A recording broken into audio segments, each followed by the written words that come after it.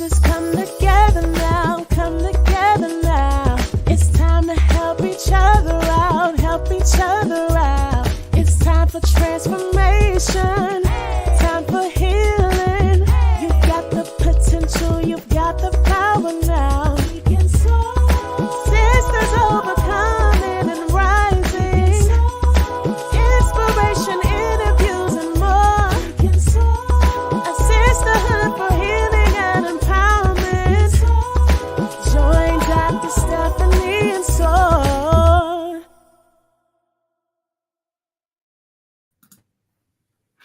I was jamming to that. I know. I still listen to it, even though I've heard it 1,000 times and start to bop my head. Well, I just want to say welcome to Soar, Gail. Thank you so much for having me. I'm super excited. I love that song, though. I do. Thank you. Thank you. Well, I am super excited also to be talking about our sexy topic. our, our topic is bringing sexy back to the marriage. But before we get right into the topic, I want to just introduce you to my audience and to my guests. So, this is Dr. Gail Crowder. She is a wife of over 35 years, mother of uh, two boys, and an adoptive mother of two girls. She's also the founder and president of Bringing Sexy Back to the Marriage, also known as BSB. After seeing a need in the religious and secular communities, Gail wanted to create a safe space dedicated to the spiritual and sexual enhancement of marriages for the modern day wife. Gail has been responsible for spicing up thousands of marriages, mine included, through the BSB conference and continues to change lives every day. As an author, certified master sexpert, marriage and life coach, Gail has appeared on dozens of television and radio shows as a specialist and seasoned lifestyle and relationship expert. And there's so much more I could say, but we're going to talk a little bit about some of the books. So I'll leave that until a little bit later. Now, I don't even know if you remember meeting me. I attended at least maybe 4 or 5 of the Bring Sexy Back conferences. Absolutely. How could I forget you? I'm a very hands-on person. So, absolutely. How could I forget you? No, ma'am. Oh, thank you. Because there are so many people there and there's so much energy and you're talking to so many people. So I really appreciate that. But you definitely made a huge impression on me. At the time when I was attending your conferences, I was, a wife and I had really young kids and I really hadn't found my voice yet. Definitely didn't think I would be doing a podcast or have become a life coach or any of the things that I've done now. But seeing you and seeing how you were able to pour out and just be your most authentic self and just keep it real. And then seeing all of the amazing women that you brought together and how they were able to do the same thing. That definitely sparked something in me and lit something and kind of gave me the idea that, yeah, I can use my voice too. And I can kind of find what my lane is. Amen. That it is such a pleasure to hear that, because when I started on this path, and this year we celebrated 16 years. When I started on this path, I had no idea what I was doing. What I did know is that I was a woman who got married at age 21, had no business being married, hadn't seen any healthy relationships growing up, right? I was, brought up to be a boss. And so by the time I was 21 years old, I had my own house, my own car. I was independent. I was doing my own thing. And then, I met this guy who was amazing and had a direction. And I went into my marriage as a boss. And I thought that I was supposed to run the world and run him along with the world, right? And I created over 10 years worth of chaos in my marriage. I did. Because if Gil said go right, I was definitely going left, because I was raised that a man don't tell me what to do, how to do it, and when to do it. And so I was literally out of control. And so when, BSB started, it actually started from a conversation that I had with my girlfriends. And one of my girlfriends, we had went to a networking event and we were all working, 9 to 5 jobs, but then we were also trying to become entrepreneurs. Mhm. And I was in the fashion industry very heavily. And one of my girlfriends who had just gotten married, and we had all been married, a length of time, and we had always been friends. You call up and you say, he getting on my nerves, all of those kind of conversations we have as girlfriends. And if y'all don't, sorry, we did. And so, and then we decided and we ended up having a conversation that lasted 8 hours about all the things that we were dealing with, but we hid from one another because we thought we was the only one going through it. And Mhm. we divulged so much stuff. And we talked about the stuff that was hard in marriage, and stuff that we thought we needed to hide because we make it look good when we're out in public, right? And I was one of those people. I would go to church, I would lift my hands and I would worship God and get in the car, and Gil bet not say nothing to me and I wasn't saying anything to him, and we just would rinse and repeat. And so really that was the reason why this all started. Mm. That's a really powerful story, and I'm sure a lot of people can relate to that. If not in their current season of marriage, but in some season of marriage, because I think many of us go through that. Yes. When we talk about the topic, I got the topic because that's the topic of your conference, bringing sexy back to the marriage. Hmm. It almost kind of assumes that sexy is gone from the marriage.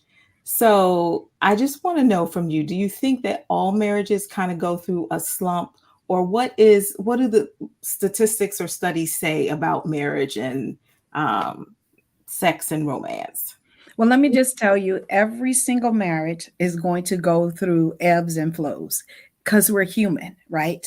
We're aging. We have new technology. We have so many things going on in our lives, and then unfortunately, we as women are going to mature, right? And menopause is going to happen. Mhm. And for men, they have a male menopause. It's just not talked about the way we talk about women's menopause. And so, to be honest with you, will every marriage face some kind of lull when it comes to intimacy and sex? Absolutely, it does, right? And that was the reason why bringing sexy back to the marriage was started, really to deal with those things. But let me just tell you, 95% of that lull is going to happen outside of the bedroom. And what do I mean by that? The life is going to continue to keep happening, right? We're going to have babies, our body's going to change, we're going to have financial things, we're going to have children, we're going to have so many things pulling and buying for our time, that sometimes our marriage, the person that we said we want to spend the rest of our life with, they get put on the back burner because we have so many other things on our plates that has stressed us out. So our libido and our need and our want to be with our spouse sometimes is put on the back burner. And let me just tell you that marriage in itself has taken a big hit since 2019, right? 53% of American adults over the age of 18 are married, right? But that has dropped from 58% since 2019, because this new generation that is coming behind our generation are choosing just to coexist and live together because of a few things. Marriage has gotten a bad rap, right? And they're very career oriented. And most of the guys, when I talk to the younger guys, and I have children in this age range behind us, right? And, my son's is like, well, from what I gather, if you marry, and you split, the woman gets most of my stuff, right? Or, when you marry her, she's going to turn into a nun. She's going to quit having sex with you. So I don't want to to face that. It's all of these things that this generation behind us is thinking is going to happen in marriage. So marriage has taken a hit and gotten a bad name. And so I'm on the mission to reclaim the rightful name of what marriage is, and it can be amazing. So yeah, has marriage taken a hit? Absolutely, it has. Thanks for sharing that. I didn't realize it had taken an even worse hit since 2019. I Yeah. mean, I knew the statistics, divorce rates were kind of going up, and I thought it was kind of like, a steady. Especially after COVID, it really got bad. Yeah, yeah. I happen to know a few people who went through divorces during COVID. It was almost like you didn't know your spouse, and then you were kind of stuck with Talking about, them. yep. And Hmm. you Yeah. realized maybe they weren't who you thought they were. Absolutely, because see, when you're able to leave your home, then you're able to sweep a lot of those things under the rug, right? And then you get home, you go back into the same routine, you go to sleep, and then you wake up. But when COVID happened, right, and you had to be stuck there, you needed to deal with some things that you hadn't dealt with in a long, long time. And unfortunately, some marriages took a hit because they realized that they were living in a household with a person that they didn't even know anymore. And I hate to say it, my business took a huge spike because they were, there are some people that wanted to fix it, and thank God that I was able to help them get through that. But there is some people that said I can't do it anymore, and I'm not going to do it anymore, and they walked away, right? Mhm. And that makes me sad because I got into this business to help save marriages, because I know what it looks like to be in an absolute horrible marriage that I created, right? Gil's Mhm. not perfect, but I created all the stuff in my marriage, and but I also know what it is to roll up my sleeves and fix it. Yeah, absolutely. Now, I talked about the conferences, the Bring Sexy Back conferences, and how transformational they've been for so many wives. What I am very curious to know how you found such an amazing group of people to work with and collaborate with, and how as an entrepreneur and as a fairly young entrepreneur, I'm always amazed when people are able to collaborate and form these partnerships that are just so amazing, where they're just all your besties. But so, how did you do that? Well, let me just tell you this. I am a strong believer in sowing for what I want, right?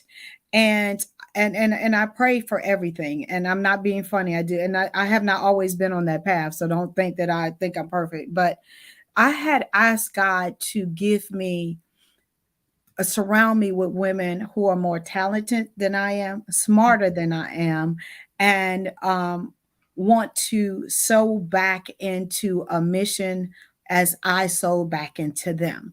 And so when God had people in my put people in my life, and they understood the mission that and the call that I had on my life when I said I wanted to eradicate divorce, and I was on the brink of divorce when I said that, right?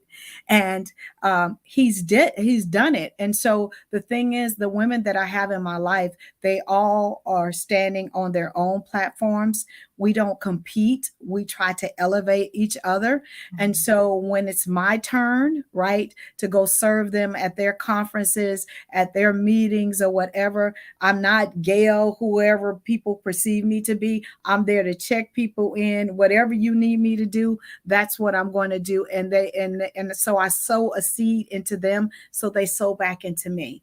And the thing is that we realize we're not in competition with one another. We can all win at what we do if we support one another. So we have literally made a pact that we want to see each other win. And so whenever they land a contract, get on a podcast or whatever, I'm screaming from the raptor as if I'm the one who was awarded that contract, or whatever. Because again, whenever you sow for something, God is going to bless you, and I believe that. I Absolutely. believe that with every fiber of my being. Hi, Christopher. How are you? Absolutely. I believe that as well. And that is just so beautiful to see how it has manifested in your life. and how you've been able to support each other. And I think that I'm going to start praying that prayer as well. No, seriously, but it can work. And let me just tell you, because so many people think that women of color can't work together. So many women think that, oh, if I see her winning, then I need to, pull her down or hate on her. For me, if you're winning, I'm going to support you. I'm going to applaud you. I'm going to ask you, what can I do to help you win, right? And I'm not looking for money. I'm just looking to help you win, because I know there's a blessing on the other side of that, because I am a strong believer that God's principles work. If you sow, you shall reap, right? And it might not come the way you think it's going to come, but it does work. It really does. Amen. Amen. Yeah. So the topic. I Mhm. mean, I absolutely love the topic. I know lots of people love the topic. But as a Christian woman, I know you must have gotten some side eye or some judgment when you decided that you were going to fix marriages by bringing sexy back and just, being, out loud with it. What type of experience can you think of any experiences that you had to get over, and how were you able to push forward past that? Oh my God. Yeah. Just the title alone makes Christian people uncomfortable. And I understood that. And let me just tell you, I have tried to quit this many times. There was many times I was like, I can go make money and I don't have to be dealing with these Christian people and their perspective. I've had bishops say that I'm turning good Christian, wholesome women into whores and prostitutes. I've had people that have hired me to, speak, and they put me way in the back of the room with my books and stuff, and people walk by and go, oh, wow, wow, wow. And then, when they hear me speak, then they're like, because my thought process is, listen, do you actually think that your first lady, pastor, bishop, would have me here if they think I'm like kind of like out the door, right? And what has happened is that the world has given sex such a bad name, right? That we as Christian people are so afraid to explore.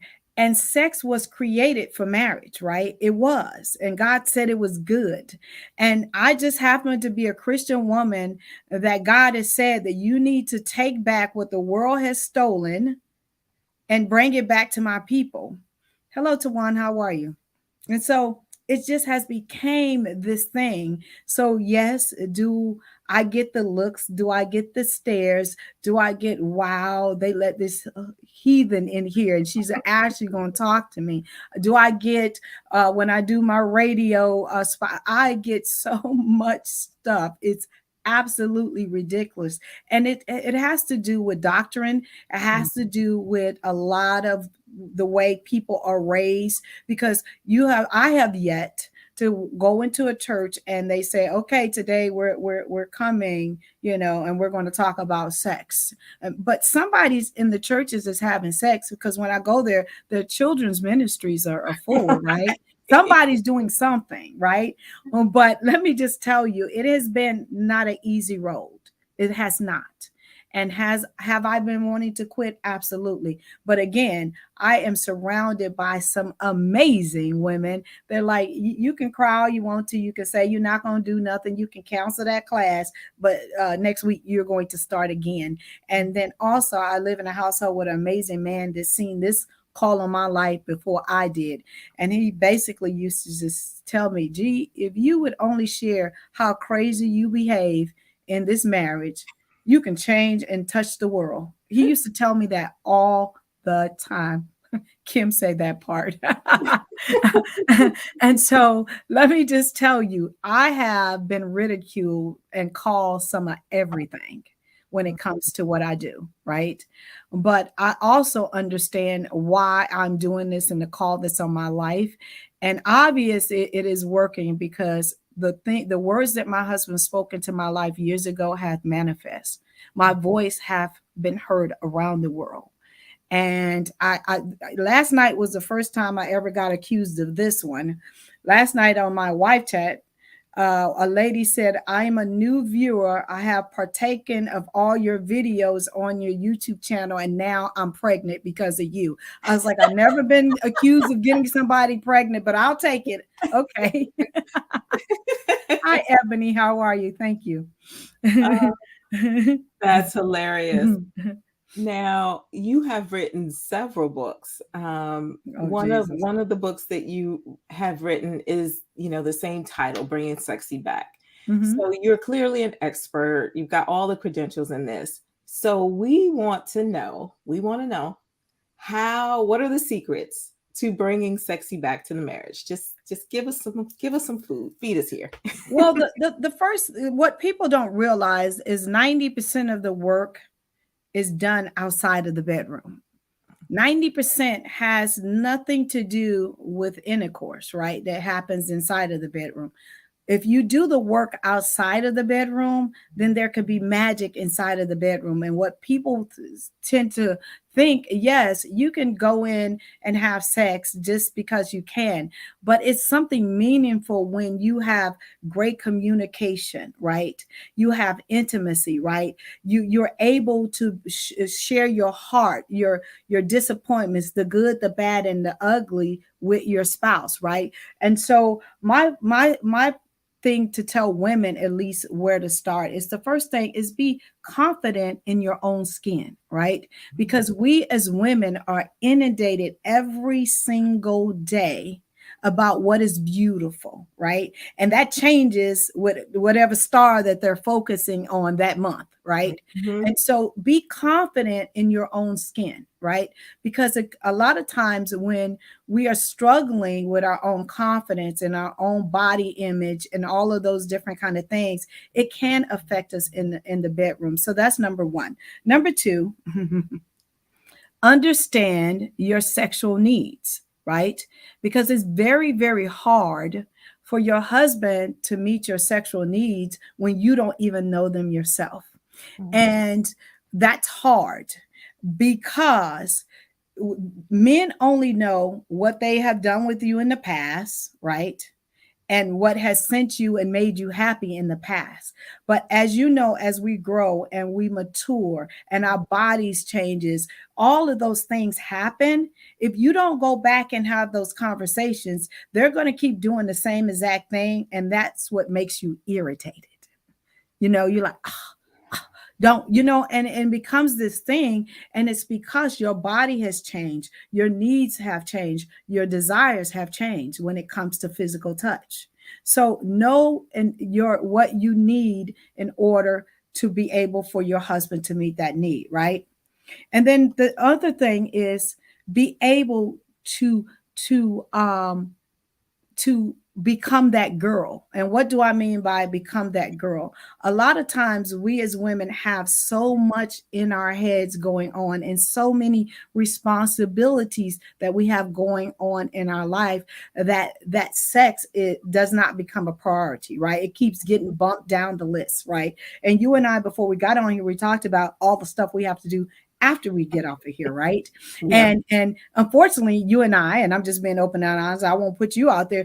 That wasn't one of the things we talked about. We talked about doing other things with our kids, right? And other things we had to go on, right? And so we don't make it a priority, right? So you have to make that a priority, and we have to show up 100% like we show up in every other area of our life. And I tell people, if you're struggling, schedule sex on a day that you are not having so much going on in your life, because your husband needs the best of you just like we give everybody else the best of us. Ooh, Yes, he that's a does, word. Yep. right? So schedule sex and make sure that you show up 100% to give pleasure and to receive pleasure, because if you don't receive it, then it becomes a job and a chore. Mhm. It really does. Because for women, sex is 90% mental and only 10% physical. Mm. For men, it's the opposite. Because if we're mentally there, he has, made us feel good. Our day was good. He can score. But if we had a bad day, he done said something crazy out of his mouth. The kids done got on. I'm tired. I have nothing left. That is so true. But I wanted to also say that if anybody else has questions, like I have a ton of questions, but if anyone else has questions, you can feel free to put them in the chat and I'll make sure that we get your questions answered. But what you just touched on is very true in terms of women and how our pleasure is different. And I know a Yes. lot of women struggle with not being able to have orgasms or not enjoying sex. And I think sometimes even in the church, we've received some messages about it Mm-hmm. being really focused on the husband and Yep. not necessarily focused on us and our pleasure. And I know that you wrote a book that I think kind of addresses this, a, Yeah, I a did. best-selling book. And your book is called Keep Your Legs Open, A Yes. Wise Guide to Sexual Satisfaction. So how do we change that narrative and make sure that our pleasure is included? And how do we get past those mental blocks since it's 90% mental? Well, the thing is that you, again, you have to make sex a priority because sex is good for your body. It really is. It can do so many amazing things for you, right? So and I wrote the book from the perspective is if you have never achieved an orgasm, these are the things that you need to do. I wrote it from the perspective if you have been taught that only dirty girls do that, right? That how to change that perspective, that perception of yourself, right? Because I understand what it is to be in a traditional church and they, tell you, as a wife, you're just supposed to cook, clean, and, you don't look at, you don't, touch your body and you don't do that and all of those different kind of things. And even, I have, been, I guess talked about because I say that some toys have benefits, right? With perimeters, and so I get hit for that. But some women and some men need toys to benefit them to help them reach orgasm because some manual stimulation is not enough, right? Because they've had some kind of trauma or some kind of injury and those kind of things. But it has to be done with a perimeter and it has to be done in a correct manner. You just don't whip it out like they teach you at those parties, right? And so it's so many different things that you can do to get in that space. But the first thing is really making room in your head to be present, right? Making room in your head to be present. And a lot of women laugh at me because I have been in the act of having sex and something will pop in my head and go, I didn't even turn off the stove. And I don't know if I'm a person that will admit it, but I'm sure it's happened to other people. And it's because we have so many things going on in our heads as women that we make that not a priority. But in order for your body to respond the way God designed it for it, you have to empty your brain and be 100% present. And so if someone that's listening to me that is struggling, the first thing is to get in the middle space where you are 100% present, because men operate totally different. And what do I mean by that? They operate, you can have what they call intense fellowship, and 15 minutes later, they're ready to sleep with you because they have put that and they put that out of their head and they're moving on. With us, we're like, are you kidding me? You want to touch me now? We just argued, you know what I mean? But they operate totally different. And so we have to groom ourselves in order to be prepared. Absolutely. That was great advice. And I know that if we want all of the pointers, we can get your book. Mhm. I know that you're also a therapist, well, Mhm. a marriage coach Mhm. and a life coach. So, what are some of the most common issues that couples come to you with, um, that you're able to help them with? Okay, the main reason why most men come to me is there is two reasons. Their wives have stopped sleeping with them and they want to figure out why, or they're dealing with erectile dysfunction. When it comes to women, the reason why they come to me is because there is a lack of intimacy, which has nothing to do with sex, and a lack of communication in the marriage. So most of the time they come with two different issues, because men want to make sure that they can perform and they want to make sure they can perform often. And if the wife is not performing, they want to know what's wrong with her and how they can fix it. With the woman, she wants intimacy, which happens outside of the bedroom. And she wants to be able to communicate effectively so she can be intimate with him in order to sleep with him, right? And so that's the reason why I say for us, 90% of what happens outside of the bedroom, because we need to feel loved. We need to feel wanted. We need to feel desired. We need to feel heard. We need to feel that he cares. We need help with all the stuff that we have put on our plates, right? We need for all of those things to happen in order for there to be magic in the bedroom. And Mm-hmm. so those are the main two reasons why most couples come to me. Right now, can I help them with any kind of sexual trauma and stuff like that? Absolutely, because I am a licensed sexologist. But for the most part, those are the main two reasons why they come. That's really helpful because I don't think that we always understand what resources are available. We know we can see a therapist or we can see a doctor, but we Mhm. we don't necessarily know that we can see somebody who has your types of credentials and your experience to be able to help with those things that kind of fall in between. So thank you for sharing that. I'm sure that that educated a lot of people. I just wanted to touch a little bit. We talked about women and our pleasure, and you also have a book. You're equal opportunity. You have a book that focuses on the men, and it's called Yes. "Praying for the Penis: A Yes. Wife's Guide to Understanding a Male's Sexual Health." Yes. So, what are some of the things where most of the people in my audience are we're aging and getting Mhm. towards middle age. What are some of the things that we as wives need to understand about our husband's sexual health? Well, let me just tell you this, that every man between the ages of 16 till he goes on to glory will experience some form of erectile dysfunction, right?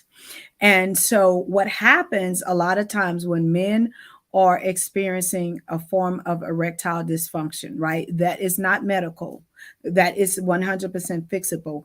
A lot of times they begin to pull away Mm, and we think he must be cheating, he must be getting it somewhere, because most men are not going to come to you and say, honey, the reason why we're not in engaging in sex is because I can't stay erect, and so I don't want to do that to you.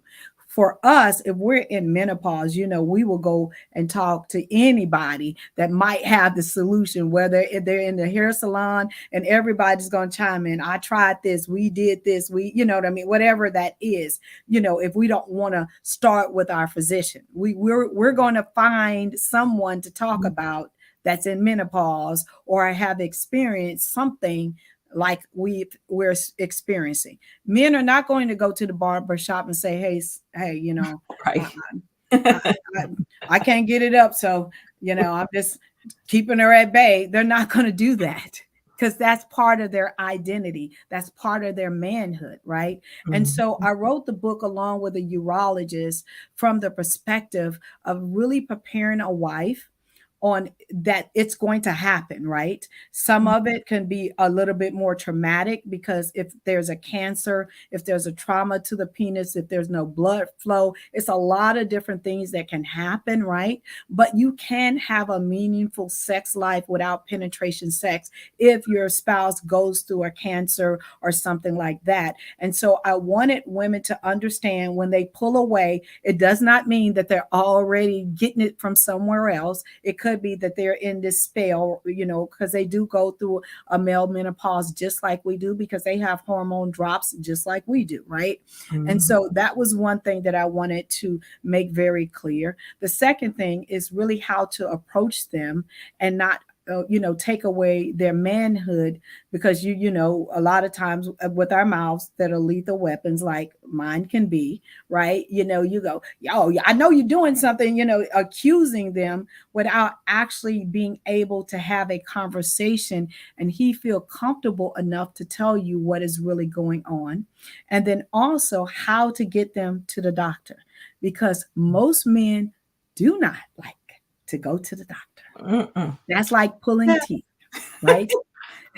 When I say that's like pulling teeth, that is like pulling teeth, right? And Mhm. so, how to have that conversation, how to craft that conversation to not, make him pull away from you, but to open up to you and really tell you what's going on. I also give them some, stuff that they can try that's over the counter, some herbs and some different things, and also some massages that the wife can do to help stimulate the penis. Also, how he can build his pelvic floor. There's a lot of things that they could do at home before, they have to go to see a urologist. But my thing is to get them to the doctor is the best thing that we could do for them. Mm-mm.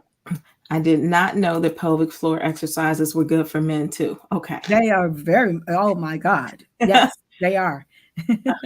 Awesome. So Kegels for men, we got it. Yeah. So when I think about all that you do, I know it's a business, but I also see it as your ministry. You said that God kind of called you to help save marriages and to bring sex back into marriage where it was supposed to be. So how do you have a ministry and a business? Like, how do you keep them interwoven? And is there like a conflict when you've got business stuff, but it's also a ministry? No, and I have learned that whenever I show up, God shows up. So I don't try to separate the two. And whether I am speaking at a corporation, at a church, or at a whatever, at a event, when I show up, the God in me shows up. So I quit trying to separate the two. So if you want me to separate the two, then I'm not the person for you. And so I have settled that. Did I used to struggle with that? Absolutely, I did. But at the end of the day, he has allowed me to do what I do and to touch the world. So I can't hide that for an opportunity, because he's the one who gives me the opportunity, if Mhm. that's making sense, right? It makes so much sense. I absolutely love that. That really resonates with me and touches me, because Yeah, sometimes a ministry doesn't look the way it people looks. say a ministry is supposed to look, but you know in your heart that Yeah, God has put you there for a specific reason and that that's your ministry. yeah. Um, And I like I've had to turn down a lot of opportunities, right? Because they did not want me, to mention God, Jesus, or anything like that. They said I could say creator, or what creator and something else, universe. And I was like, well, no, that's too vast for me. So this is not the opportunity for me, right? And and I'm not going to preach to anybody, but if I want to, if I choose to say God, Jesus, or whatever, I want to have that freedom. And so I don't limit myself to, and I don't go, man, I gotta alter who I am to go be on this show. No, if you don't want all of what I bring, then you don't want none of what I bring, and I'm okay with that. I had to learn that, and have I walked away from some very lucrative opportunities, absolutely. But at the end of the day, God has replaced those plus more, and so I'm okay with that. I really am. Absolutely. So I know we need to wrap up Mhm. because you have something else to do. So I And wanted you to do too. exactly. Um, so if anybody has a question, put it in the chat It's not a now. second that I'm making love, and maturity is knowing that it's not the end. Absolutely, Deborah, that is true. Hmm. Uh, Thank you so much for that. So glad you're sticking to your beliefs. Thank you so much, Facebook user. I appreciate you that for that. Yes. Absolutely. Yeah. So one of the questions that I ask everybody on the show, because it's SOAR is Sisters Overcoming and Rising. And so I always talk about overcoming limiting beliefs. And Mhm. you have gotten to a place where you are doing amazing things and are very successful. And there's some people out there who kind of want to do what you're doing and they may have some limiting beliefs. So what limiting beliefs did you have to overcome in order to get to where you are now? Wow, so many. The first one, that I was not good enough. Mm. The second one was who was going to listen to what I had to say, because I didn't have any followers when I started this. I didn't have any followers. I didn't have the education. And I definitely did not know, I didn't have a coach. I didn't have anybody that I could really glean from. And so I was, my thinking was nobody's going to listen to what I have to say, and nobody's going to come to anything that I was having. And actually, when Kim and I first did um, bringing sexy back to marriage, it wasn't even that. It was called you could be blowing it and don't even know it, right? And we just thought that we were appeasing God, because she was one of the women that we were, I told you my girlfriends, we went to lunch, and that's how it started. And when Kim and I was, putting this together, we just thought we were going to have a couple of our girlfriends come and we were going to just talk to them because we were going to appease God, right? We were going, so he would get off our backs so we could move forward with our own careers, right? But needless to say, see, when you answer the call, God shows up, right? I was at another event and I seen a lady, and I talked to everybody sitting over in the corner, and got to talking to her, and I told her that I was going to be having this conference because I seen a ring on her, a get together for wives, and I seen whatever, and I told her all the stuff that I was going to have, and it just started flowing out of my mouth. I'm going to do boudoir photography, all the stuff that you can learn in my conference. And needless to say, she was the lifestyle reporter for the Washington Post. Wow. Yeah. And she asked me for my card. I gave her my card because, I was into fashion and styling and all of those kind of things. And that was on a Saturday. And on a Monday, she contacted me and she's like, "You said you're having a conference for wives and you said you're going to have a boudoir photographer." Now, I'm just talking because I ain't have none of that in place. We didn't even have no location. And needless to say, our very first conference had 75 women there, because she did an article and included. So, yeah. So I knew at that moment, and Kim knew at that moment, that God had kissed what we was trying to appease him with. And Mhm. it's just been going ever since. Mm, mm. Um, I absolutely love that story. So, if you could just share with us, if you have anything coming up, something exciting that you'd like to share, how we can follow you, come to your conferences, all that good stuff. Okay, well, I have a couple of things coming up. April the 1st, say April the 1st, I'm launching my network called the Wives Network, right? And it's going to be a network where wives can come and just let their hair down and literally learn, um, uh, communicate on all facets of just being a wife, right? So I'm launching that. And then in September, it's going to be held in Baltimore. I'm going to do my very, very something I've been wanting to do for a long time. And the ladies that you say support me have been getting on me for a long time. I'm going to hold my very, very first hands on intensive retreat for wives. And when I say hands on intensive, it's going to be all hands on teaching when it comes to sex, right? All hands on, right? So you're going to learn how to do fellatio. You're going to learn how to do a central massage correctly. You're going to learn how to strengthen your pelvic floor. You're going to learn. When I tell you I'm going to go there, I'm going to go there. So that's going to be in September. So it'll be going up on my website. And so every single Tuesday, I do a free, where in Baltimore, it's going to be at the Maritime Conference Center.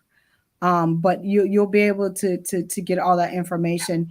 And so when I say we're going to go there, we're going to go there, but I'm limited to only 12 women because I want to make sure that the hands-on instruction I'm able to give and to get to everybody. So it's not going to be a big conference like you're used to